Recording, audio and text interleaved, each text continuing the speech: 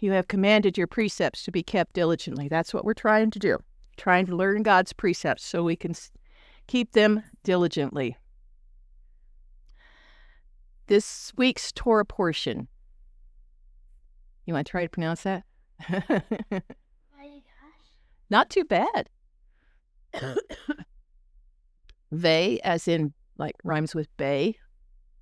Ig, like an igloo. And ash, like ash tree.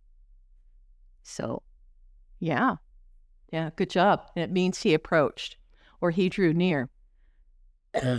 David, can you get my water, please? Okay, and what about the picture here? Do you know enough about the story to know what that picture is? Go ahead. Joseph's cup and Benjamin's sack. Yeah, that's where he kind of left it off. So we're just going to review for just a second here and try to kind of crawl inside Joseph's brain a little bit, see what he might be thinking. And we know the brothers have come down and they got grain. And Joseph told them what?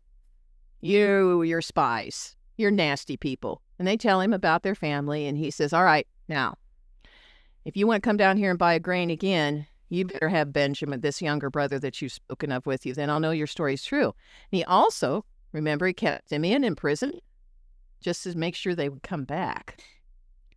So I'm thinking, okay, so the brothers have been gone for a while. Maybe Joseph's thinking this whole thing over. And the picture to the right there is just, all the things that's happened to him. They threw him in a well. He had problems with Potiphar's wife.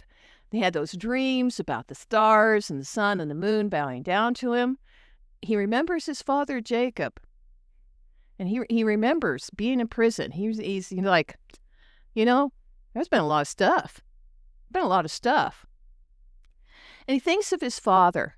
And I would imagine, if it was me, I'd be like, why hasn't Dad come and got me? Why didn't Dad come and rescue me from Egypt? I'd be thinking that. And I'd be thinking about the day maybe that Jacob gave me that coat, that special coat. And he loved me so much on that day.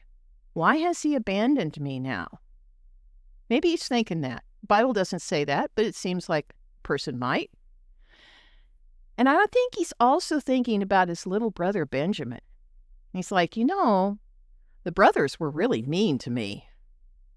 I wonder if they're being mean to my brother too. I wonder if they're being mean to Benjamin just like they were mean to me. He's probably worried about Benjamin, I would think, which is probably why he made the brothers promise to bring Benjamin with him if they came back down to buy a grain again, because he wanted to see with his own eyes that Benjamin was okay. So I think those are the things that are probably on Joseph's mind. Why didn't Dad come and get me? And his little brother Benjamin okay?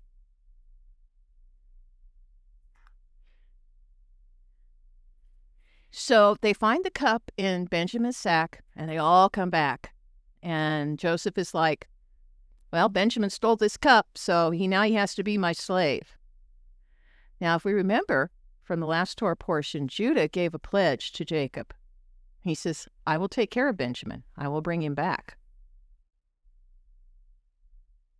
So what's the first thing Judah says when they get back? He says, there's nothing we can say to my Lord. How can we speak? There's no way we can clear ourselves. God has revealed your servant's guilt.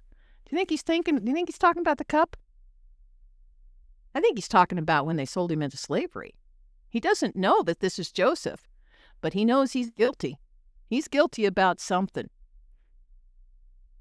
So what does Joseph learn from this, what Judah said? Judah's repentant. Judah is repenting, okay? Probably because he's had a lot of pain in his own life. Remember, he lost his 2 oldest sons. He lost his wife.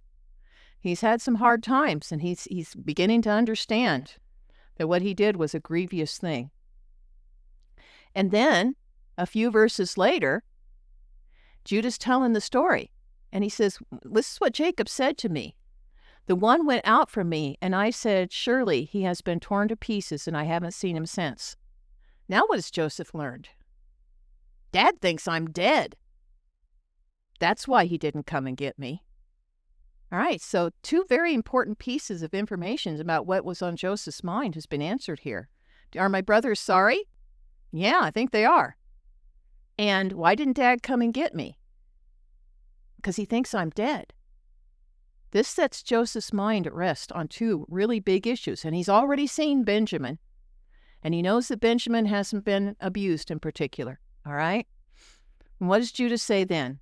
Therefore I beg you, let your servant stay as a slave to my Lord instead of the boy, instead of Benjamin.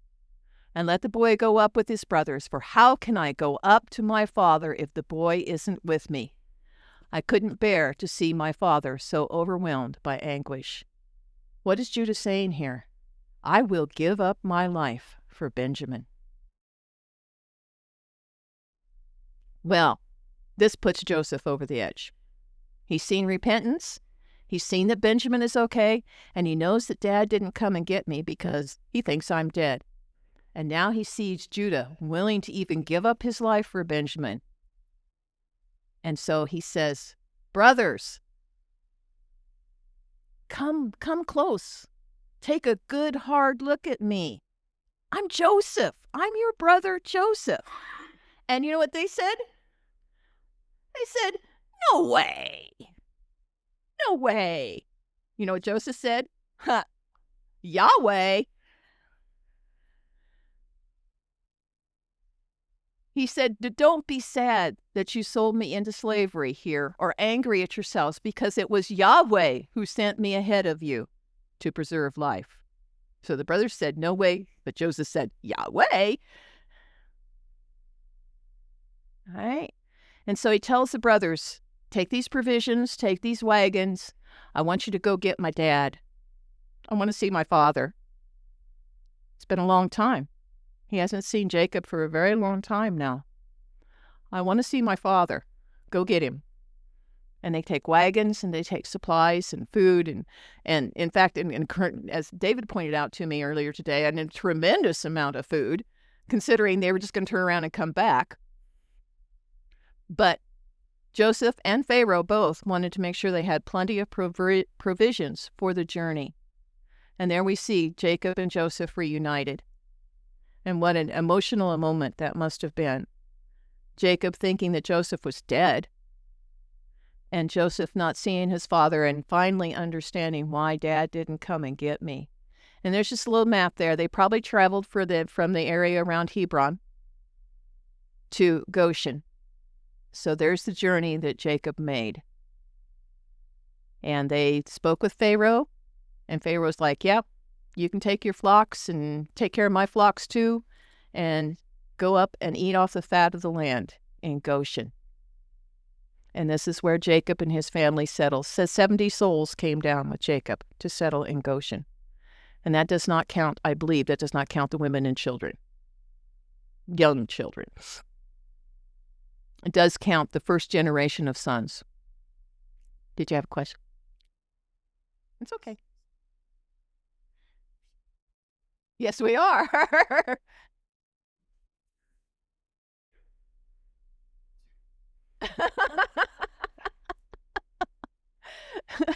You can teach next week, Grant. You and Elliot can tag team. Okay. So that brings us to our Hebrew letter of the week, Zayin. And it kind of means plow in the paleo, to break up the fallow ground. And there's some examples of how, if you're fancy drawing it, and if you're drawing it by hand, which I believe Kathy has some activity sheets for you to practice drawing Zayin. And there at the bottom, we go through the various forms over the years until we got to the modern Hebrew form. But that early Hebrew form does kind of look like a plow. Kind of looks like two handles and a part that goes down, doesn't it? A little bit? Yeah, kind of looks like a plow. And it's number 7, which we all know is a very important number to God. There's a couple of words. We have zebra, starts with Zion, and followed by, you should know this letter, it's a bet. All right. And another word there's not a lot of words that start with Zion, but the zakar means to remember. And you can see an example of that in Genesis 40, chapter 40, verse 14. It's a Zion, a Kaf, and a Resh. So there's a couple of words that start with Zion. And that's a little instructional thing about how to make it. And Kathy has practice sheets for you, so you can practice making zayin. Activity time.